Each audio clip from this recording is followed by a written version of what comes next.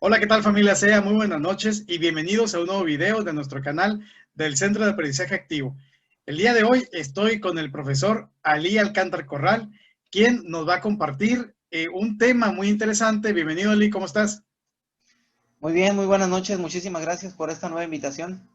Y muchísimas gracias por aceptar esta invitación y el día de hoy junto con él vamos a revisar las orientaciones pedagógicas y criterios para la evaluación del aprendizaje para este proceso de primer periodo del ciclo escolar 2020-2021 en estas condiciones tan difíciles que estamos en confinamiento por COVID. Comentarles que al final del video, que te esperes un momento más, que nos acompañes durante todo el video, porque vamos a dejarte un enlace para poder descargar las diapositivas que el profesor Ali nos ha compartido y que vamos a utilizar en este momento para compartirles esta presentación. Así es, Ali, pues bueno, vamos platicando acerca de este nuevo tema. Muy bien. Pues este documento, estas orientaciones pedagógicas y criterios para la evaluación del aprendizaje para la educación preescolar, primaria y secundaria en el periodo de contingencia sanitaria generada por el virus de COVID-19 para este ciclo escolar, pues es algo que, como ya sabemos, se aproxima la primera entrega de evaluaciones. Entonces teníamos algunas dudas de cómo iba a ser este proceso, de qué manera se iba a hacer, cuáles iban a ser los criterios de evaluación y de calificación también a la hora del llenado de la boleta de calificaciones. Y pues bien, ya los tenemos, fueron emitidos por la autoridad correspondiente, la autoridad federal correspondiente. Así que pues vamos a entrar en materia para poder analizarlos.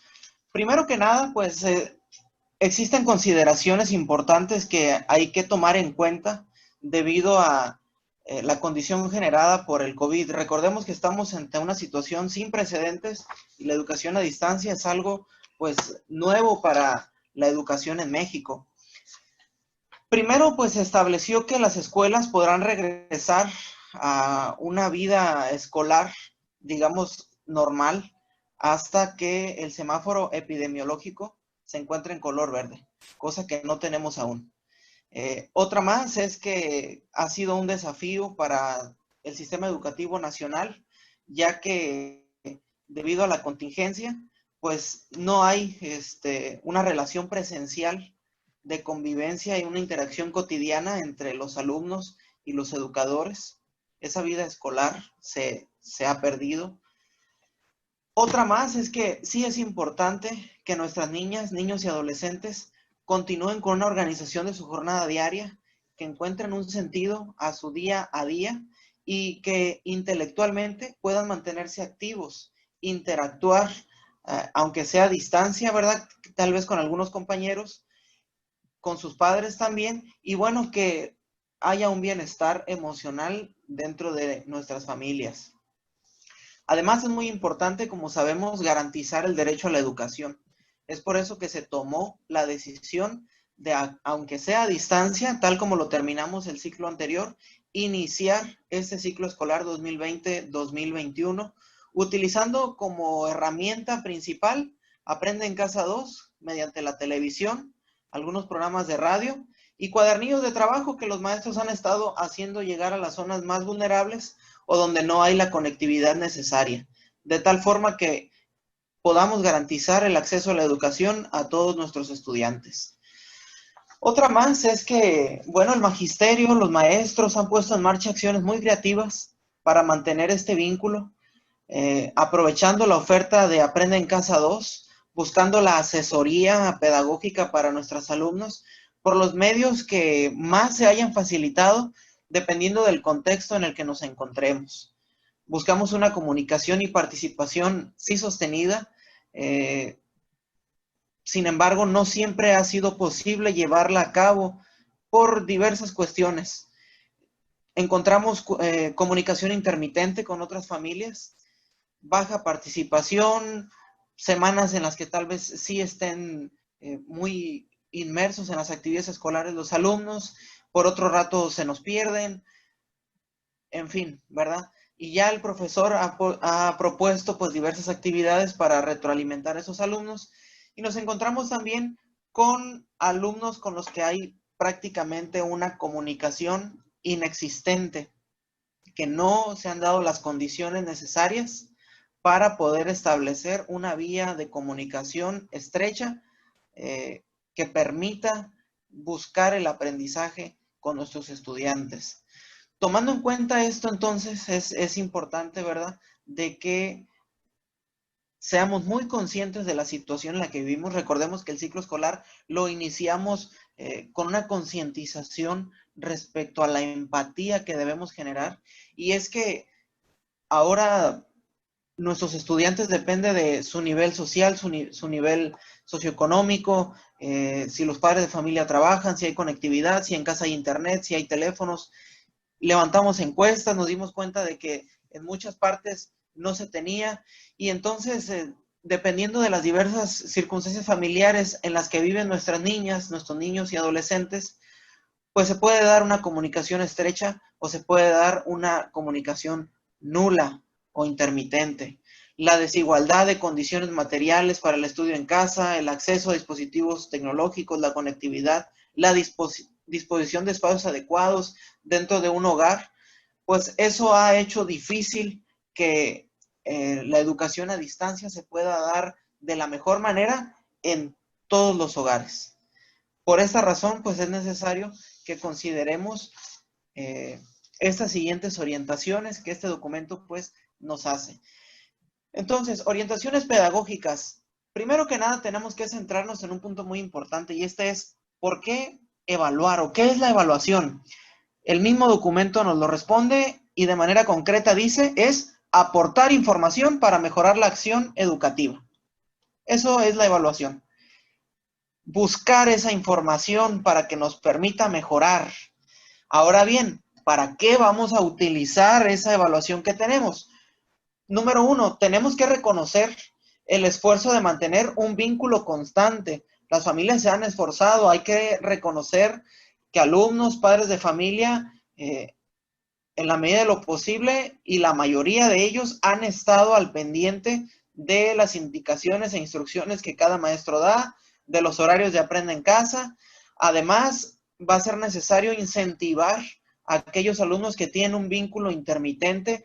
Si hay conectividad en casa, pero no siempre están dando la respuesta que queremos desde la escuela, pues entonces vamos buscando la manera de incentivar a estos padres y a estos alumnos principalmente. Y el número 3, pues, es recuperar definitivamente a quienes no tienen esa comunicación, por el medio que sea, buscar otras alternativas, ¿verdad?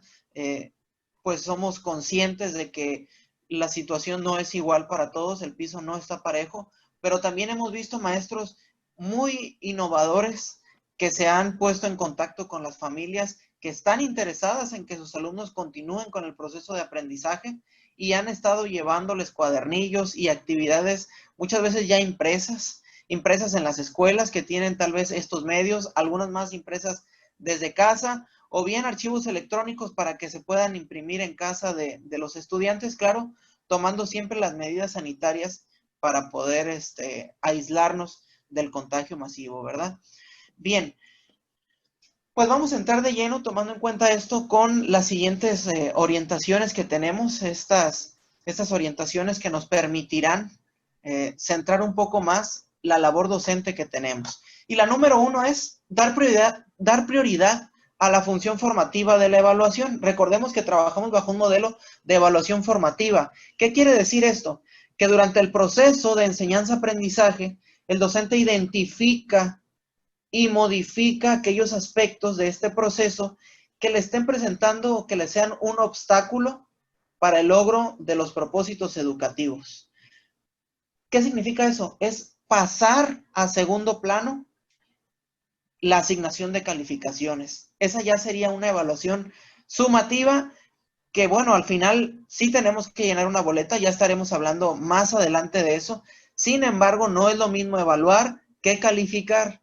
Entonces, en este momento lo que nos interesa es esa evaluación del trabajo de nuestros estudiantes y tal vez de uno propio, ¿verdad? ¿Cómo son las consignas que hacemos? ¿Cómo es la carga que le estoy dando a las familias para las actividades que estamos proponiendo de fortalecimiento, de aprende en casa? ¿Cumplen el objetivo? ¿Van hiladas con la clase? Bueno, eso nos permitirá entonces modificar aquello que pueda llegar a ser necesario para el aprendizaje de nuestros estudiantes. Número 2. Indagar en diversas fuentes para obtener información sobre el aprendizaje y emplear estrategias complementarias. Ya lo hablábamos, la creatividad del docente ha sido muy buena en este tiempo, ya que ha buscado la manera de contactar a sus estudiantes. ¿Qué nos sugiere aquí el documento? Nos sugiere una autoevaluación, ver cómo se sienten nuestros estudiantes, cómo han avanzado ellos en el ritmo, incluso con los padres de familia, poder brindar esto. Tareas y actividades extra que han estado enviando. Y además, aunque no se maneja dentro del currículo, dentro de los planes y programas de estudio como propósitos, tal vez sí podamos entrar en comunicación con aquellos saberes adquiridos que se logran con el hecho de estar tanto tiempo en casa, ¿verdad? Aprendizajes relevantes para la vida. Y esta imagen me parece a mí la representa muy bien porque, bueno, estamos haciendo práctico lo que en la escuela, primero que nada, se aprende académicamente y posteriormente se busca poner en práctica. Bueno, aquí es directamente esta puesta en práctica, ¿verdad? Bien, número 3, valorar los avances a partir de los puntos de partida de cada educando. Aquí vamos a hablar ya de lo que es la justicia. No sería justo medir a los alumnos al punto de llegada, sino más bien una evaluación justa toma como parámetro el punto de partida de cada estudiante antes de la intervención pedagógica, no solo el resultado final. ¿Por qué? Pues de esta manera vemos el grado de avance que ha tenido cada estudiante y pues digamos alumnos de 9 y 10 puede que ya tengan muchas bases para lograr el aprendizaje, lograron el aprendizaje, pero si teníamos alumnos de 5 y 6 que lograron tener un despegue tal vez a 8, bueno, este ha sido mayor y entonces también hay que tomarle en cuenta esto, ¿verdad? Considerar las condiciones específicas en las que se desenvuelve cada educando en el periodo de contingencia sanitaria. Nuevamente hablamos de justicia. No podemos medir de igual forma a nuestros estudiantes que enfrentan barreras para el aprendizaje o que tienen alguna discapacidad, porque esto, y lo repito, no sería justo educativamente hablando, ¿verdad? Sería como poner el mismo ejercicio para todos, pues eso no es en lo que nos centramos con el diseño universal de aprendizaje. El punto número 5 ya pues entra de lleno ya con lo que son las calificaciones. Y bueno, dice así, asignar calificaciones solamente en los casos donde la maestra o el maestro cuente con información suficiente. La evaluación sin fundamento resulta arbitraria y muy probablemente injusta. Y este ha sido pues un factor o una inquietud que han tenido muchos maestros, ¿verdad? Hemos escuchado preguntas de maestros que desde el inicio del ciclo han tenido o han estado batallando con la comunicación con los padres de familia y entonces preguntan, ¿se vale reprobar por falta de evidencias? ¿Se les va a dar el 6 solamente por el hecho de estar inscritos? ¿Cuál va a ser la condición en la que se va a tener a los estudiantes? Y bueno, entonces aquí ya vamos a encontrar que solamente en los casos donde haya la información suficiente se tendrá pues esta calificación para ellos. ¿Qué va a pasar con los que no? Bueno, esa es una muy buena pregunta. Ya la estaremos contestando a continuación. El punto número 6 de las orientaciones pedagógicas es que la evaluación debe ser utilizada para mejorar el aprendizaje. La evaluación nos dará la información para definir las acciones de mejoramiento. Sus resultados habrán de analizarse con las alumnas y los alumnos, madres, padres de familia, tutores y las autoridades escolares y educativas como base para acordar acciones conjuntas, ¿verdad? Para la mejora del aprovechamiento académico. Recordemos también de que nuestro programa escolar de mejora continua, pues ya tomó una forma distinta a la que era el ciclo escolar anterior. Retomamos muchos aspectos de ella, pero todavía está en proceso de concluir lo que es la fase de diseño, pues entonces vamos tomando herramientas que nos permita esta evaluación para tomarlas en cuenta a las acciones que vamos a emprender ya para el segundo trimestre.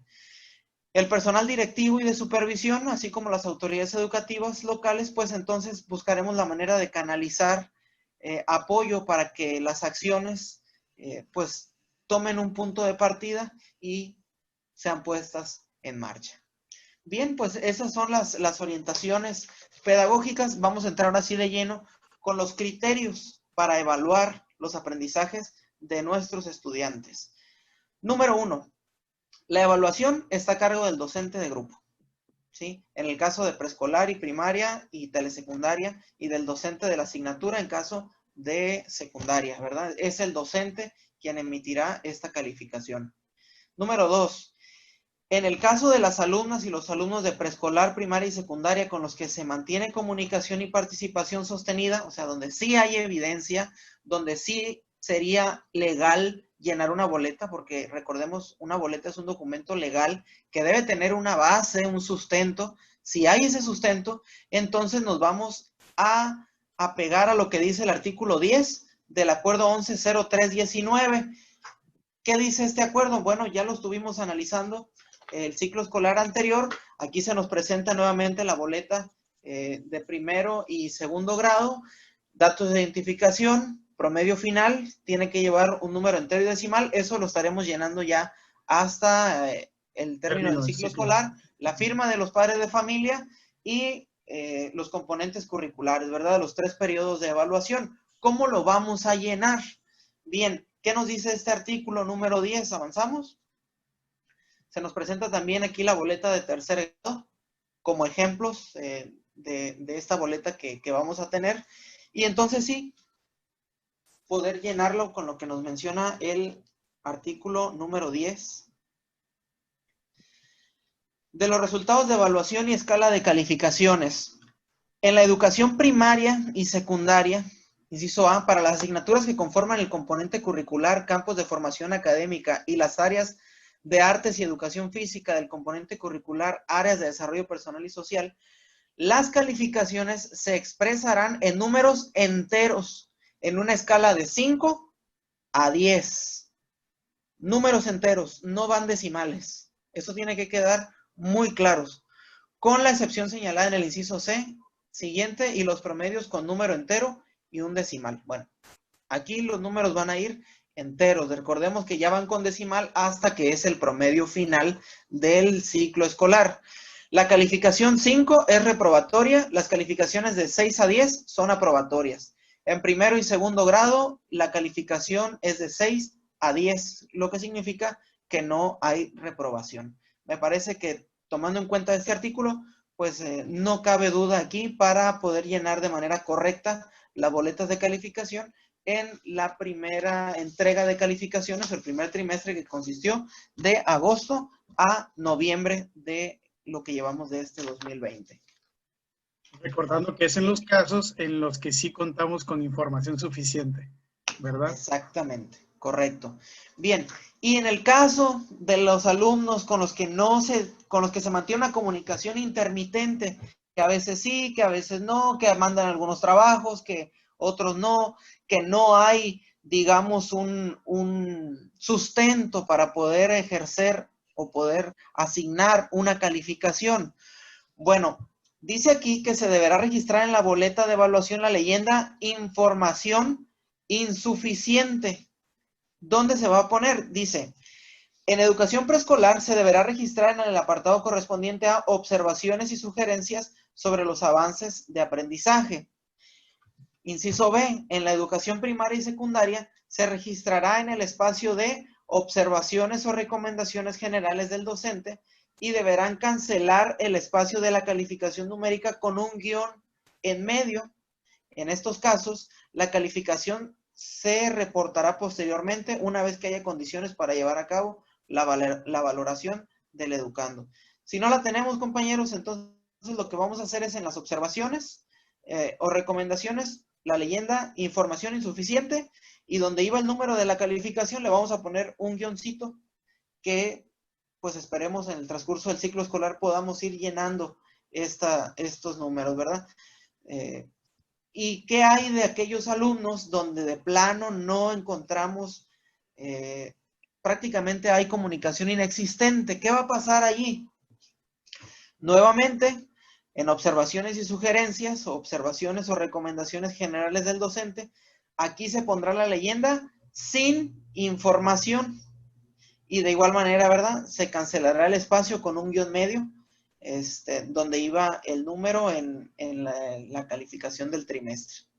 Esos son, en eso consistirá entonces el llenado de las calificaciones de este primer trimestre. Bien, ¿qué nos dice el apartado número 5? Bueno, las calificaciones que se registren para este y en su caso para el periodo siguiente serán preliminares, ¿verdad? Las calificaciones definitivas se registrarán al final del ciclo escolar 2020-2021, según lo establezca la norma correspondiente. Muchas veces eso es control interno de la propia escuela o del propio maestro de grupo, o bien en algunos estados de la República habilitan su programa, su plataforma para la carga de calificaciones. Bueno, ya ellos estarán tomando esta decisión, ¿verdad? Si es pertinente o no hacerlo ya con esta medida que se tomará. Punto número 6, en el caso de los estudiantes que cambien de escuela, que estén en traslado, que soliciten presentar la valoración del primer periodo en la nueva escuela, bueno, podrán hacerlo con el docente que se encuentre a cargo del grupo receptor, o sea, el docente que tome al alumno podrá realizar esa evaluación cuando llegue pues justamente el momento de hacerlo. En el caso de formación cívica y ética para primero y segundo grado y vida saludable para primaria y secundaria, se consideran ya dentro de los aprendizajes de formación integral. Entonces, estos habrá que seguirlos fortaleciendo siempre que sea posible, ¿verdad? El punto número 8, que nos habla acerca de la comunicación, cómo vamos a comunicar los resultados o cuándo lo vamos a hacer. Bueno, recordemos que tenemos el acuerdo 150820, donde se establecen precisamente los tiempos para poderlo realizar. Bueno, para no complicarnos, este es el calendario escolar vigente que emite la autoridad federal al inicio del ciclo escolar. Encontramos 3 momentos, ¿verdad? El primero, ya tenemos en este mes, del 25 al 30 de noviembre, será el tiempo para dar a conocer a los padres de familia el primer momento de evaluación. El segundo será del 23 al 26 de marzo y el tercero será del 6 al 9 de julio, ya para el término del ciclo escolar. Las boletas de evaluación podrán ser puestas a disposición de los padres de familia por los medios electrónicos disponibles, por los que se pueda. En dado caso, pues, de que la comunicación de este resultado quiera darse a distancia y no haya los medios disponibles a su alcance, bueno, pues entonces ya estaremos buscando, ¿verdad?, cómo entregarlas. Esto es en el caso de las localidades donde no sea posible la entrega por medios digitales o electrónicos. Se podrá acordar la entrega física tomando en cuenta siempre las medidas de higiene, limpieza y sana distancia, ¿verdad? En el caso de las familias que requieran tal vez una orientación más específica para favorecer el aprendizaje o el aprovechamiento de sus hijos, pues entonces tendremos ya los medios, ya cada docente, cada director podrá ponerse en contacto para poder acordar con los docentes de su escuela los tiempos para poder realizarlo, ¿verdad? Bien, pues estos son en grandes rasgos los criterios de evaluación. Aquí este mismo documento menciona que lo no previsto, pues la misma DGAIR, que es la Dirección General de Acreditación, Incorporación y Revalidación, proporcionará la orientación e información necesaria para la correcta aplicación de los criterios de evaluación, ¿verdad? Entonces, pues esperemos que este material sea significativo. Algunas autoridades estatales han pedido que el día viernes 13, que tiene el calendario como descarga administrativa, lo puedan tomar en un consejo técnico extraordinario para dejar bien claro estos aspectos y que la evaluación, pues, de este primer trimestre corra sin ningún problema. Y pues, compañero, este sería el análisis breve de este documento. Muchísimas gracias, Ali. Sobre todo el recordar que todas las y cada uno perdón, que todas y cada una de las acciones que realizamos como maestros tienen que tener en el centro el aprendizaje de los estudiantes, ¿no?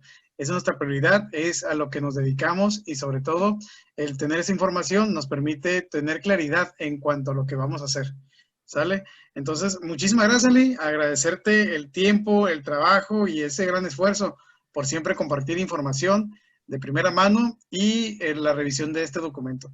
De parte del Centro de Aprendizaje Activo, les recordamos que si les gusta el contenido, se suscriban, que si les parece bien, lo compartan con la gente que creen que puede ser utilidad y les agradecemos que estén con nosotros. Reciban un fuerte abrazo. Muchas gracias. Gracias.